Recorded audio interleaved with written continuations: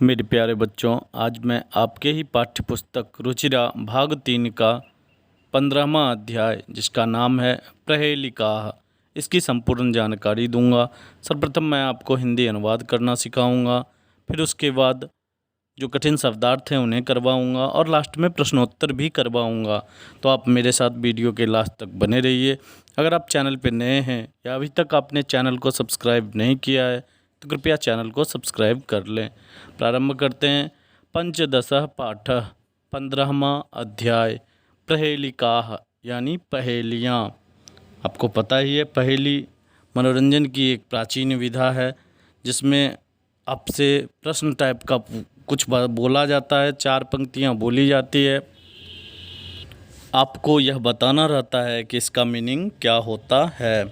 तो हम बढ़ते हैं प्रश्न की तरफ, जो आपका है कस्तूरी जायते कस्मात्।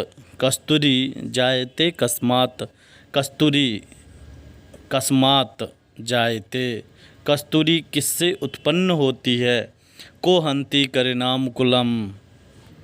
को हंति करिनाम कुलम, कौन हंति यानी मारता है, करिनाम हाथियों के, कुलम यानी झुंड को, हाथियों के कुल को कौन मारता है या हाथियों के झुंड को कौन मारता है?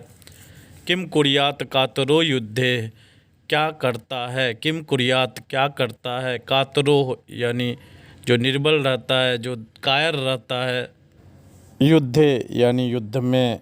किम कुर्यात कातरो युद्धे, क्या करता है कायर युद्ध में। मृगात सिंह पलायते, हिरन से सिंह भाग जाता है। यहाँ पे आपको इसी 4 लाइन में इसका आंसर भी है। आपको आंसर खोजना है कि क्या सबका आंसर होगा। आप एक बार फिर से देखें। कस्तूरी जायते कस्मात्, कस्मात् किससे? कस्तूरी जायते, कस्तूरी उत्पन्न होता है। को हंति करनाम कुलम, करनाम कुलम को हंति यानी हाथियों के झुंड को कौन मारता है। किम कुर्यात कातरो युद्धे, कातरो युद्धे किम कुर्यात यानी कायर आदमी युद्ध में क्या करता है। मृगात सिंह पलायते, हिरन से सिंह भाग जाता है। यहाँ पे जो लास्ट लाइन है मृगात सिंह पलायते, यही तीनों का आंसर है। ऊपर के 3 लाइन का आंसर है। कस्तूरी जायते कस्मात्, कस्तूरी किससे उत्पन्न होता है? तो आंसर होगा मृगात। को हंति करनाम कुलम, कौन मारता है हाथियों के झुंड को? आंसर होगा सिंह यानी सिंह मारता है। किम कुर्यात कातरो युद्धे, कायर व्यक्ति युद्ध में क्या करता है? पलायते भाग जाता है। यानी लास्ट लाइन का जो 3 वर्ड है वही तीनों पहला, दूसरा और तीसरा लाइन का आंसर होगा। हम अगले श्लोक की तरफ बढ़ते हैं। सीमांतनीषु का शांताः, सीमांतनीषु यानी स्त्रियों में, का शांताः कौन सबसे अधिक शांत है, यानी कौन सबसे अधिक शांत स्वभाव की है स्त्रियों में। राजा को अभूत गुणोत्तमः, कौन सबसे ज़्यादा गुणवान राजा हैं। को अभूत कौन सबसे ज़्यादा गुणवान राजा थे। विद्वद्भिः का सदा वन्द्याः, वंध्याः मतलब विद्वानों के द्वारा कौन हमेशा पूजी जाती है। अत्रैव वोक्तम, अत्र जोर एव जोर उक्तम, अत्र मतलब यहाँ, एव मतलब ही, उक्तम मतलब कहा गया है। अत्रैव वोक्तम यानी यहाँ ही कहा गया है। नो बुध्यते लेकिन समझ नहीं आ रहा है। नो बुध्यते, बुध्यते मतलब समझ नहीं आ रहा है।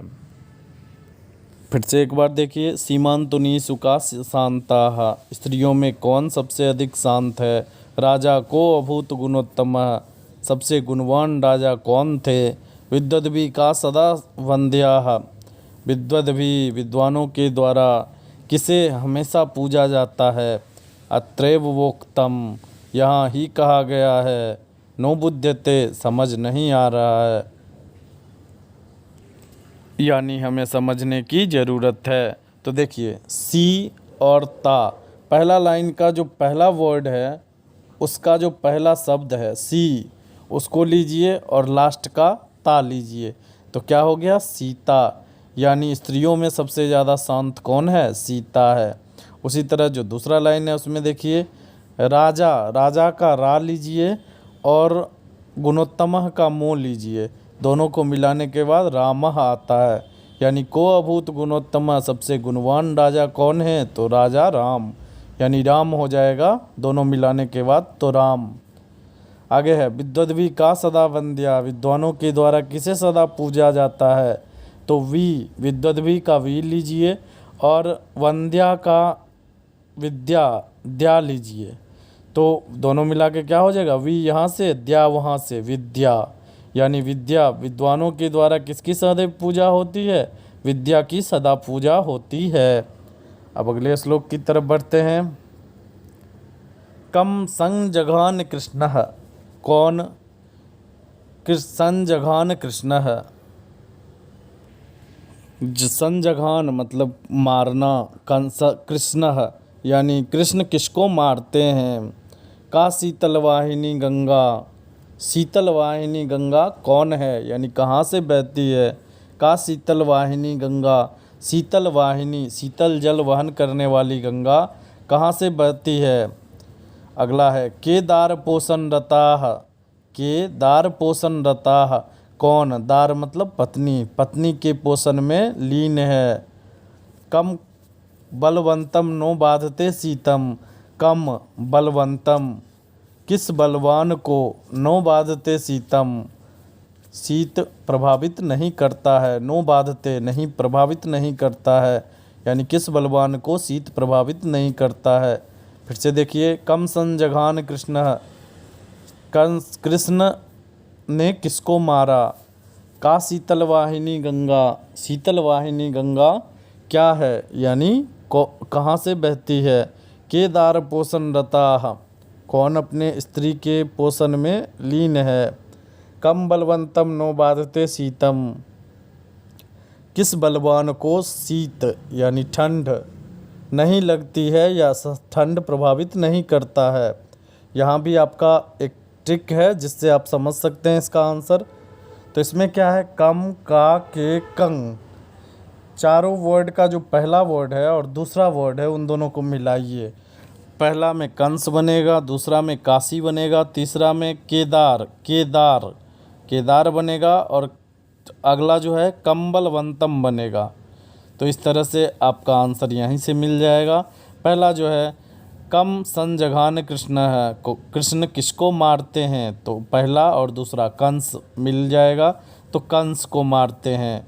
का शीतल वाहिनी गंगा, गंगा कहाँ से बहती, शीतल वाहिनी गंगा कहाँ से बहती है, तो पहला और दूसरा को मिलाने के बाद काशी होगा, यानी वाराणसी से बहती है, काशी से बहती है। केदार पोषण रताः, कौन अपने पत्नी के पोषण में लीन है, और केदार का मतलब क्या होता है, किसान, तो केदार दोनों को मिला दीजिए, इसका मतलब हुआ किसान। कम बलवंतम नो बाधते शीतम, किस बलवान को ठंड नहीं असर करता है, तो दोनों को मिलाइए, कम बलवंतम, कंबलवंतम यानी जिसके पास कम्बल है उसको ठंड नहीं लगता है। कंबलवंतम नो बाधते शीतम, कंबल जिसके पास कम्बल है उसको शीत नहीं लगता है। अगले श्लोक की तरफ बढ़ते हैं। वृक्षाग्रवासी नोचो पक्षीराजः, वृक्ष अग्रवासी वृक्ष के अगले भाग में रहता है, पर पक्षीराजः यानी गरुड़, पक्षीराज किसको कहा जाता है, गरुड़ को कहा जाता है। नोचो पक्षीराजः परंतु पक्षीराज नहीं है। त्रिनेत्रधारी नोचो शूलपाणी, तीन नेत्र धारण करता है लेकिन शूलपाणी यानी शंकर भगवान नहीं है। त्वग वस्त्रधारी नोचो सिद्ध योगी, त्वग मतलब छाल, छाल वस्त्र धारण किए हुए, नोचो सिद्ध योगी लेकिन सिद्ध और योगी नहीं है। जलम चौ विभ्रन्न घटो न मेघ, जलम चौ विभ्रन्न यानी जल धारण करता है, विभ्रन्न मतलब धारण करना, जल धारण करता है। नोचो घटो न मेघ है, इसका मतलब ना ही घड़ा है और ना ही मेघ है। तो आपको इसमें अलग से, इसमें आंसर नहीं है, आपको अलग से बताना है कि ऐसा क्या हो सकता है। एक बार फिर से देख लीजिए। वृक्षाग्रवासी नौचो पक्षीराज वृक्ष के अगले भाग में रहने वाला है, लेकिन पक्षीराज यानी गरुड़ नहीं है। त्रिनेत्रधारी तीन नेत्र धारण करता है। नौचो शूलपाणी लेकिन शंकर भगवान या भगवान शंकर नहीं है। त्वग वस्त्रधारी यानी छाल पहनता है। नोचो सिद्ध योगी नहीं है। जलम चौ विभ्रन्न जल धारण करता है। घटो न मेघ ना ही घरा है और ना ही मेघ। तो नारियल यहाँ पे सही होगा। कैसे मैं बताता हूँ।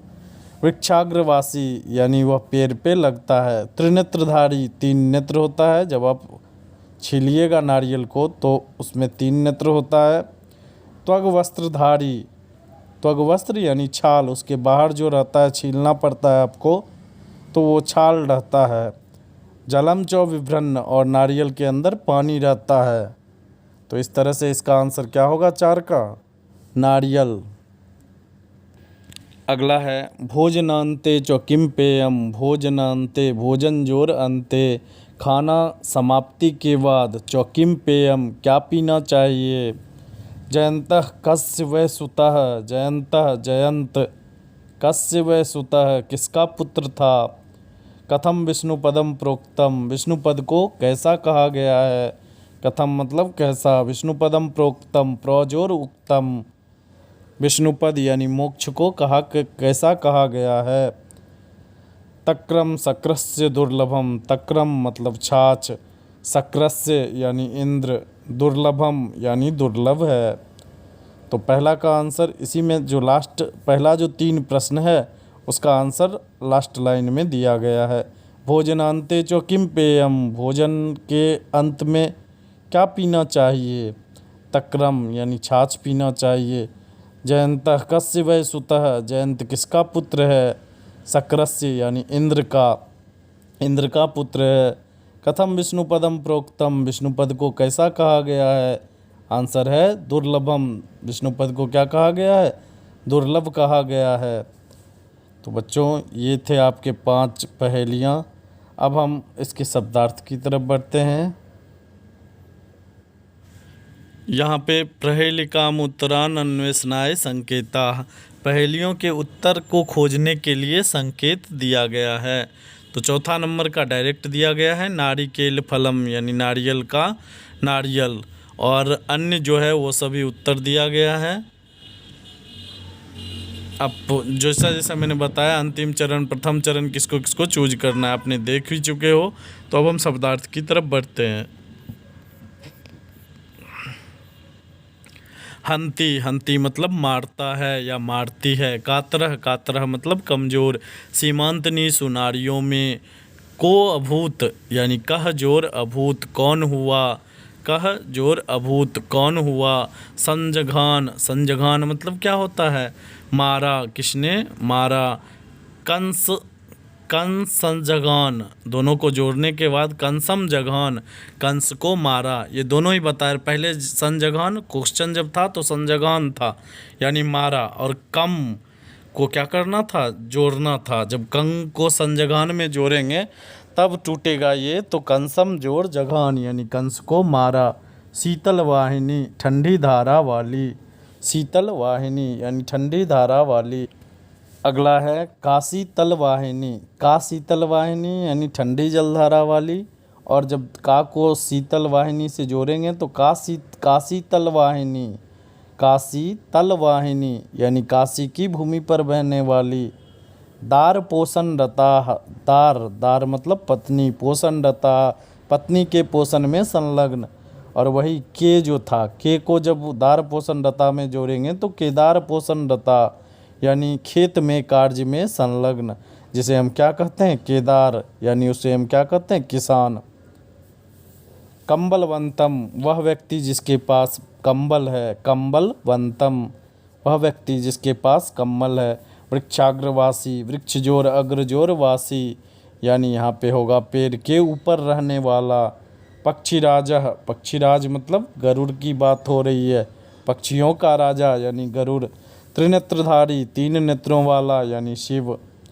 शूलपाणी, जिसके हाथ में त्रिशूल है यानी शंकर। त्वग, त्वग मतलब त्वचा, छाल। बिभ्रन, बिभ्रन मतलब धारण करता हुआ। विष्णुपदम यानी स्वर्ग या मोक्ष, विष्णुपद को प्राप्त करना यानी मोक्ष को प्राप्त करना। और मोक्ष को प्राप्त करना को कैसा कहा गया है? दुर्लभम, दुर्लभ कहा गया है। तक्रम, तक्रम मतलब छाछ या मट्ठा। सक्रास्य, सक्रास्य मतलब इंद्र का। सक्रास्य, सक्रास्य मतलब इंद्र का। तो बच्चों अब हम, ये थे आपके कुछ कठिन शब्दार्थ। अब हम प्रश्नोत्तर की तरफ बढ़ते हैं। तो आपका जो पहला प्रश्न है उसमें कहा गया है अश्लोकांश रिक्त स्थानानि पूर्यत, अश्लोक के अंश से रिक्त स्थानों की पूर्ति करें। तो आपको ये याद होना चाहिए पूरा का पूरा श्लोक, फिर ही आप इसे फिलअप कर सकते हैं। मैं आपको बता देना चाहता हूँ कि आपके पास बुक होना चाहिए, आप बुक निकाल लें, क्योंकि मैं जिस तरह से अभी स्क्रीन पे आपको क्वेश्चन दिखा रहा हूँ उसी तरह सिर्फ आंसर एक जगह दिखाऊंगा। इससे फ़ायदा क्या होगा कि आपको लिखने की ज़रूरत नहीं पड़ेगी, सिर्फ समझिए आप स्क्रीनशॉट लेके रख लें और बाद में उसे फेयर कर लें। तो बढ़ते हैं आंसर की तरफ। अब बुक में पहले प्रश्न देखिए, जो क नंबर है उसमें कहा गया है सीमांतनीसु का डैश, सीमांतनीसु यानी स्त्रियों में का डैश, तो क्या होगा? का शांता, यहाँ पे शांता भराएगा। राजा डैश गुणोत्तम, तो को अभूत, को भूत जो है यह भराएगा। को अभूत, कह जोर अभूत, कौन हुए? राजा गुणोत्तम, सबसे गुणोत्तम राजा कौन हुए? यानी क नंबर में एक शांता भराएगा और एक को अभूत भराएगा। ख नंबर में देखते हैं कम संजघान कृष्ण, कम संजघान कृष्ण ने किसको मारा? तो कम संजघान आगे क्या होगा? कृष्णा फिलअप होगा। और का डैश गंगा, का शीतल वाहिनी गंगा, तो शीतल वाहिनी और कृष्ण ये दोनों फिलअप होगा ख नंबर में। ग नंबर देखते हैं के बाद क्या होगा? दार पोषण रता, कौन अपनी पत्नी के पोषण में लीन है? कम बलवंतम नो बाधते सीतम, आगे क्या है? कम बलवंतम, कम बलवंतम, कम तो दिया हुआ है, बलवंतम फिलअप होगा। तो ग नंबर में क्या क्या फिलअप हुआ? दार पोषणरता और बलवंतम, ये दोनों फिलअप कीजिए। और घ नंबर में है उसमें कहा गया है वृक्षाग्रवासी नोचो डैश, वृक्षाग्रवासी नोचो पक्षीराज, पहला जो डैश है उसमें पक्षीराजा फिलअप होगा। अगला जो है त्रिनेत्रधारी नोचो शूलपानी, यानी इसमें कौन कौन सा फिलअप होगा? पक्षीराजा और त्रिनेत्रधारी। बच्चों यहाँ पे स्क्रीन पे आपको सारा आंसर एक जगह दिख रहा है, आप इसका स्क्रीनशॉट ले लें।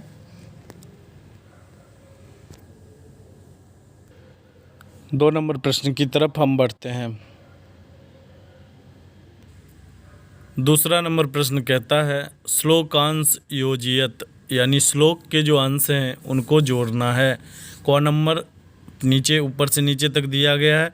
किम कुर्यात कातरो युद्धे, इसका क्या होगा आपको वो खोज के लिखना है। तो यह जब आपको याद रहेगा बच्चों तभी आप सही से एग्जाम में लिख पाएंगे। हम चलते हैं आंसर की तरफ। तो यहाँ पे आपका आंसर दिया गया है क नंबर, और ख नंबर में किससे मिलान होगा? किम कुर्यात कातरो युद्धे, कायर युद्ध में क्या करते हैं? तो आगे उसके आगे का लाइन क्या था? मृगात सिंह पलायते, हिरन से सिंह भाग जाता है। विद्वद्भी का सदा वंद्या, यहाँ पे आप ये मत सोचिएगा कि गलत लिखा हुआ है, नहीं, वो तो आंसर बताने के लिए एक लाइन ऐसे ही लिखा था उसने। मृगात सिंह पलायते, सही मीनिंग यही है कि हिरन से सिंह भाग जाता है, जबकि यह वास्तविकता में संभव नहीं है। क नंबर का दूसरा देखते हैं विद्वद्भी का सदा वंद्या, विद्वानों के द्वारा किसकी सदा पूजा होती है। इसके बाद जो है अगला लाइन क्या था? अत्रैव वोक्तम नो बुध्यते, यही कहा गया है, समझ नहीं आ रहा है। कम संजघान कृष्ण, कृष्ण ने किसको मारा? उसके आगे का वाक्य क्या था? का शीतल वाहिनी गंगा, शीतल वाहिनी गंगा कहाँ से बहती है? कथम विष्णु पदम प्रोक्तम, विष्णु पद को कैसा कहा गया है? अगला लाइन था तक्रम सक्रस्य दुर्लभम। तक्रम सक्रस्य दुर्लभम। तक्रम मतलब क्या होता है बच्चों? तक्रम मतलब छाछ। सक्रस्य इंद्र को भी दुर्लभम दुर्लभ है। तो ये थे दूसरा नंबर प्रश्न जो था। अब हम तीसरे नंबर प्रश्न की तरफ बढ़ते हैं। अगला है उपयुक्त कथनानाम समक्ष आम अनुपयुक्त कथनानाम समक्ष नो इति लिखत। उपयुक्त कथन के समक्ष आपको क्या लिखना है? आम यानी हाँ लिखना है। अनुपयुक्त कथनानाम जो उपयुक्त कथन नहीं है, जो सही कथन नहीं है, उसके सामने क्या लिखना है? नो शब्द लिखना है। जैसे देखिए एग्जाम्पल दिया हुआ है, सिंह करनाम कुलम हंती। सिंह हाथियों के झुंड को मारता है। तो यह क्या है? सही है। इसीलिए यहाँ पे आंसर क्या होगा? आम होगा। यहाँ पे क नंबर जो है उसमें कहा गया है कातरो युद्धे युध्यते। कातर यानी कायर, कायर व्यक्ति युद्ध में लड़ता है। तो ये गलत कथन है, तो नो होगा। पलायते यानी भाग जाता है होता तो सही रहता, लेकिन है क्या? युध्यते यानी यहाँ पे क्या होगा? नो होगा। ख नंबर में कहा गया है कस्तूरी मृगात जायते। कस्तूरी मृग से उत्पन्न होता है, हिरण से उत्पन्न होता है। यह कथन सही है। इसके आगे हम आम लिखेंगे। ग नंबर में कहा गया है मृगात सिंह पलायते। हिरण से सिंह भाग जाता है। तो पाठ के आधार पर तो ये सही होगा। यहाँ नो लिखा गया है, इसलिए आप आम ही लिखिए। मृगात सिंह पलायते यह सही ही है। वैसे ये गलत है, जैसे रियल लाइफ में ये गलत है, लेकिन आप यहाँ पे आंसर आम ही लिखें।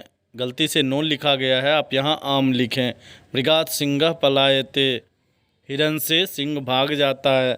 आंसर में आप आम कर लें। भ नंबर में कहा गया है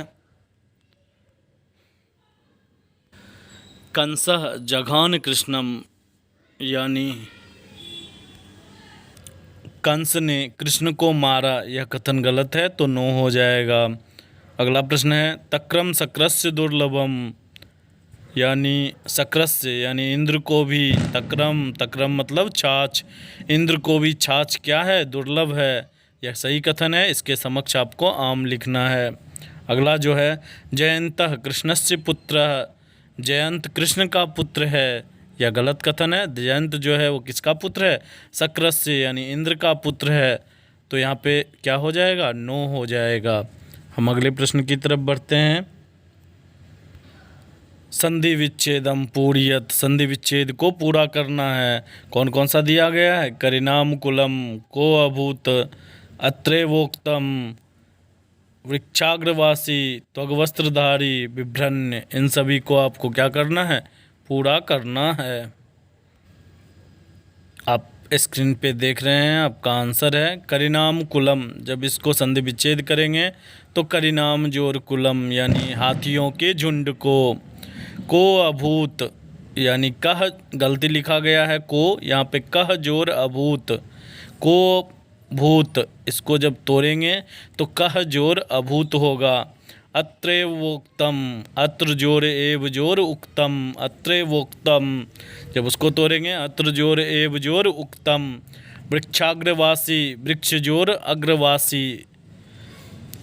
त्वग वस्त्रधारी, त्वक जोर वस्त्रधारी। त्वक, त्वक मतलब छाल, छाल का वस्त्र धारण करने वाला। बिभ्रन्न, बिभ्रन्न मतलब बिभ्रत जोर नो। बिभ्रन्न मतलब क्या होता है? धारण करते हुए। तो बिभ्रन्न, बिभ्रन्न मतलब बृहत, विभ्रत जोर नो। अगले प्रश्न की तरफ बढ़ते हैं। आप छात्र आप इसका स्क्रीनशॉट लेते चलें। मैंने इसीलिए एक जगह आंसर लिखा है कि आपको लिखने की ज़रूरत नहीं पड़ेगी, बाद में आप इसे लिख लेंगे।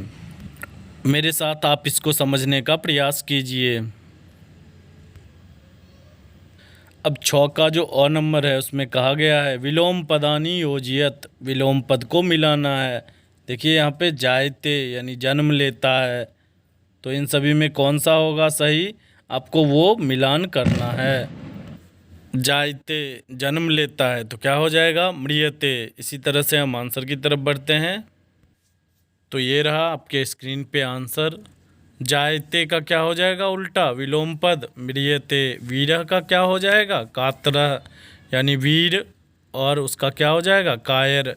अशांताः यानी जो शांत नहीं रहती है, उसका उल्टा क्या होगा, शांताः, जो शांत रहने वाली स्त्री है।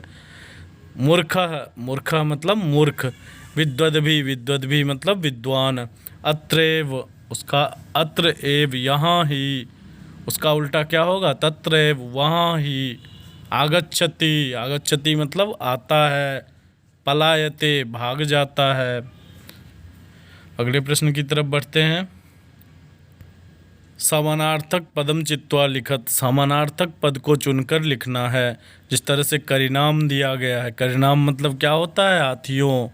तो हाथी के लिए ये ब्रैकेट जो दिया गया है उसमें 3 वर्ड दिया गया है, अश्वानाम, गजानाम, गर्दवानाम।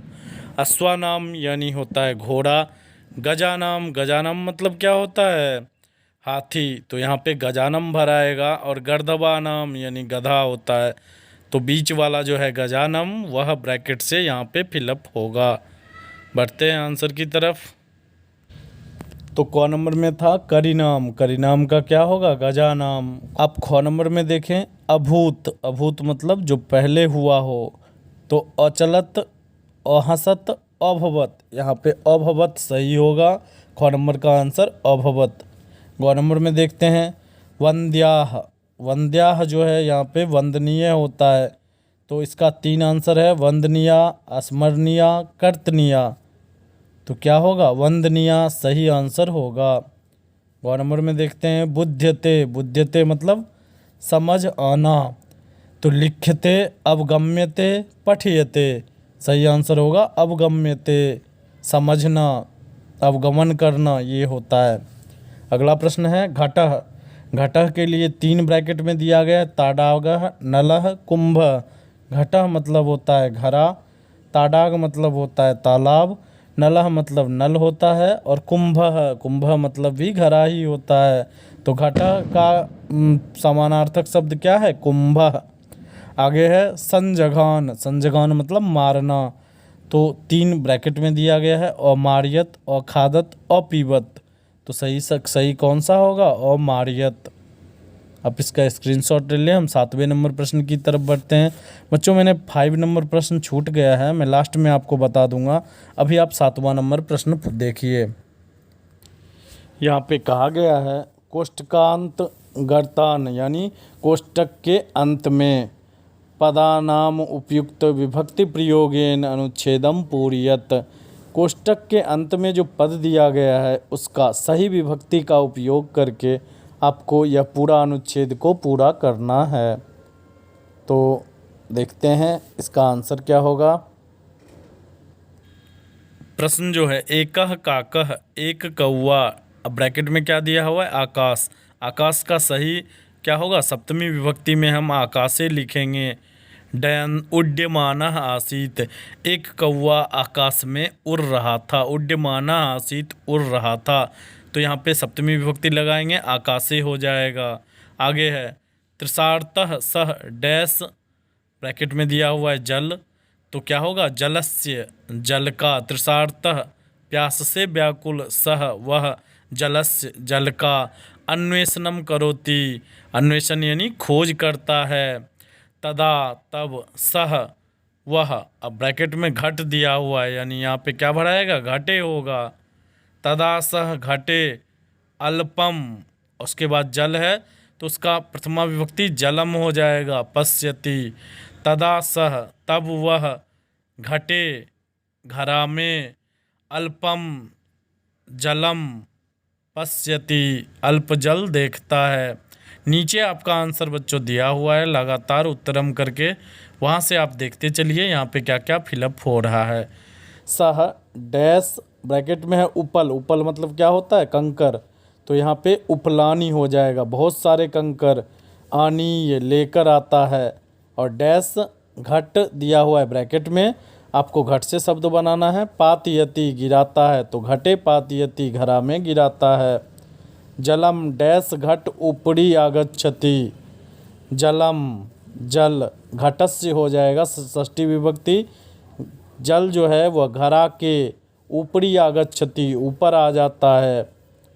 अगला जो है डैश सानंदम जलम पीत्वा तृष्यति, तो काक दिया हुआ है तो उसका प्रथमा विभक्ति होगा काकः सानंदम जलम पीत्वा तृष्यति। तो बच्चों ये था आपका 7वां नंबर प्रश्न। हमने एक प्रश्न छोड़ दिया है 5वां नंबर, उसकी तरफ बढ़ते हैं। इस प्रश्न में कहा गया है 5 नंबर प्रश्न में अद्योलिखिता नाम पदानाम लिंगम विभक्ति वचनंच च लिखत। नीचे लिखे गए जो पद दिया हुआ है उसमें लिंग विभक्ति और वचन आपको लिखना है। जैसे एग्जाम्पल दिया गया है करिनाम, करिनाम मतलब हाथी, तो इसका लिंग क्या हो जाएगा? पुल्लिंग हो जाएगा। विभक्ति क्या हो जाएगा? षष्ठी विभक्ति। और वचन क्या हो जाएगा? बहुवचन। जिस तरह हम बालक के शब्द रूप में बालका नाम लिखते हैं उसी तरह यहाँ करिनाम षष्ठी विभक्ति बहुवचन। इसी तरह से आपको क्या करना है? अन्य जितने भी दिए गए हैं उन सभी पदों का भी आपको लिखना है।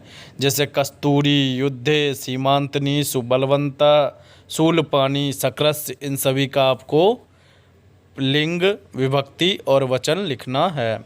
हम आंसर की तरफ बढ़ते हैं। यहाँ पे आपका उत्तर जो है स्क्रीन पे दिख रहा होगा। कस्तूरी यह क्या है? स्त्रीलिंग है, प्रथमा विभक्ति एक वचन। आगे देखिए युद्धे, युद्धे यह क्या है? पुल्लिंग है, सप्तमी विभक्ति एक वचन। सीमांतनीसु यह क्या है? स्त्रीलिंग है, सप्तमी विभक्ति बहुवचन। बलवंतम, बलवंतम क्या है? पुल्लिंग है, तृतीया एक वचन। शूलपानी यह भी पुल्लिंग है, प्रथमा एक वचन। सक्रस्य यह भी पुल्लिंग है, षष्ठी एक वचन। तो बच्चों जितने भी प्रश्नोत्तर थे वो मैंने करवाया। आपसे मेरा अनुरोध है कि अभी तक आपने अगर चैनल को सब्सक्राइब नहीं किया है तो कृपया चैनल को सब्सक्राइब कर लें। अपने दोस्त, भाई बहन सभी को यह बताएं, जो भी 6 to 10th क्लास में पढ़ते हों उनको बतलाइए कि ना सिर्फ संस्कृत बल्कि हर एक सब्जेक्ट का हर एक चैप्टर उसका वीडियो कोर्स मेरे चैनल पे उपलब्ध है, उसे देखें और उससे लाभ प्राप्त करें। आप इस वीडियो को अपने दोस्तों के बीच में अवश्य ही शेयर कीजिएगा अगर आपको वीडियो अच्छा लगा हो तो मिलते हैं कल नए वीडियो के साथ।